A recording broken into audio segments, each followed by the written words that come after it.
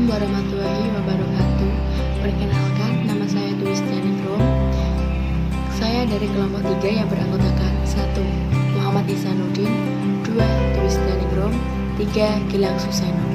Di sini kelompok kami ingin membahas mengenai tauhid asma wa sifat, asmaul husna, sifat wajib, sifat jaiz, dan sifat mustahil bagi Allah. Tauhid asma wa sifat. Tauhid asma wa sifat merupakan bagian dari mentauhidkan Allah Subhanahu wa taala dalam akidah Islam. Tauhid ini merupakan bentuk penerapan pengesaan dari makhluk terhadap Allah. Sifat-sifat ini telah diatributkan olehnya.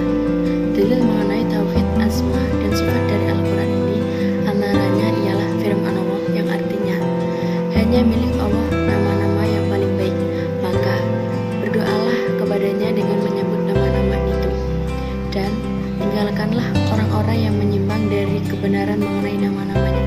Quran Surat Al-A'raf ayat 180. Penerapan tauhid dalam kehidupan sehari-hari. 1.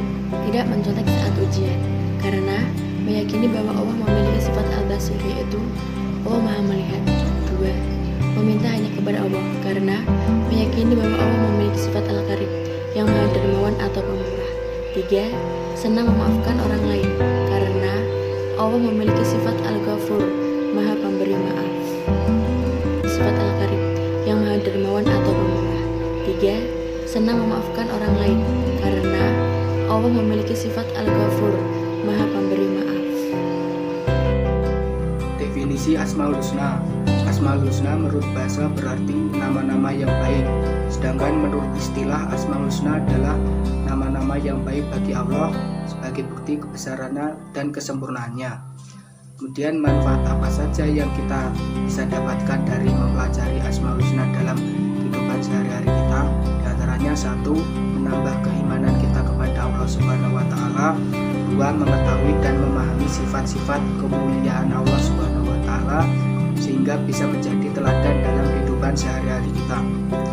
3. Menjadikan hati lebih tenang apabila Asmaul Husna dijadikan bacaan dalam bacaan zikir. 4. Sebagian ulama juga menyebutkan Asmaul Husna bisa membersihkan hati dan sebagainya. Dan sifat wajib bagi Allah. Sifat wajib bagi Allah adalah sifat yang tidak bisa dipungkiri, sudah ada dan melekat pada Allah Subhanahu wa taala. Sementara itu, sifat mustahil yaitu sifat yang tidak mungkin dimiliki Allah Subhanahu wa taala. Serta sifat jaiz yakni sifat yang bisa boleh ada dan tidak boleh pula dimiliki Allah Subhanahu wa taala. Kemudian perilaku yang mencerminkan sifat wajib Allah Subhanahu wa taala. 1. Wujud artinya ada. Sifat ini mengajarkan kita untuk tidak bersembunyi atau jadi pengecut. 2. Hidam artinya dahulu atau awal. Sifat ini mengajarkan kita untuk selalu menjadi orang pertama yang taat kepada Allah dan menjadi orang pertama yang mencintai Allah Subhanahu wa taala. 3. Baqa artinya kekal. Sifat ini mengajarkan kita bahwa amal kita bersifat kekal dan tidak bisa berubah dan tidak berubah. 4. Mukhlawatul hawadisi artinya berbeda dengan ciptaannya. Sifat ini mengajarkan kita bahwa setiap amal manusia itu berbeda. Maka dari itu manusia berlomba-lomba untuk berbuat baik. 5. Khiyamuhu binafsihi artinya berdiri sendiri. Sifat ini mengajarkan kita untuk dapat menjadi mandiri tergantung kemauan. Kemudian adalah hikmah yang kita peroleh dari mengamalkan perilaku sifat wajib bagi Allah. Di antaranya kita merasa dekat kepada Allah, merasa lebih yakin akan adanya Allah Subhanahu wa taala, hidup jadi tenang dan tentram. Sifat jaiz.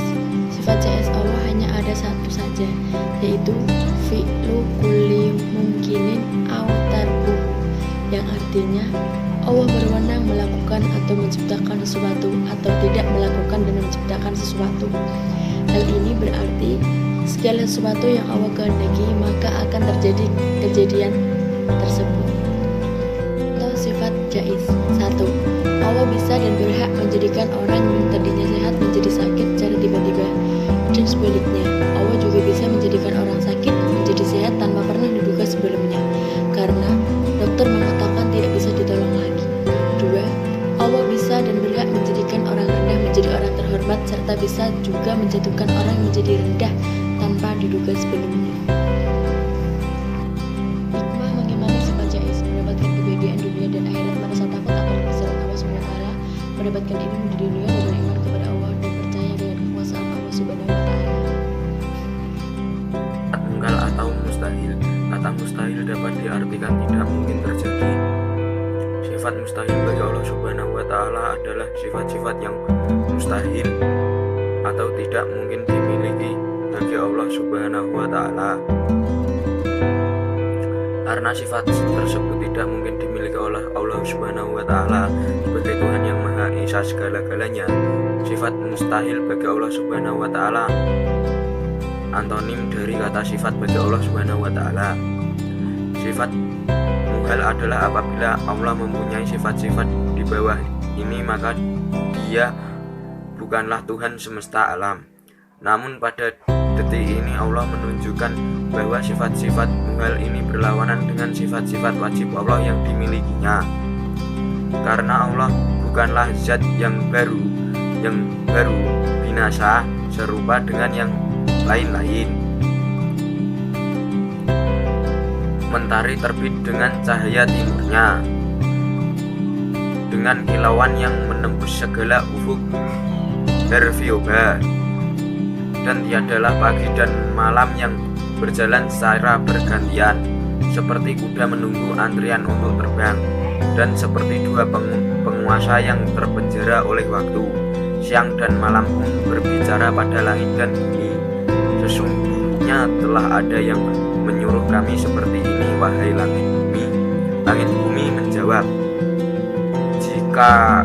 kalaulah kau begitu, halnya demikian kepadaku, wahai siang malam, dan tiadalah kita berbeda. Sifat muhal atau mustahil bagi Allah Subhanahu wa Ta'ala diantaranya adam, tiada atau tidak ada; kudus, baru;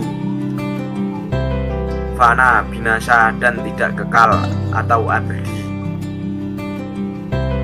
ta'dud, lebih dari satu; khiyamuhu, bilghairi, berdiri dengan yang lain. Dan masih ada banyak lagi sifat muhal atau mustahil bagi Allah Subhanahu wa Ta'ala.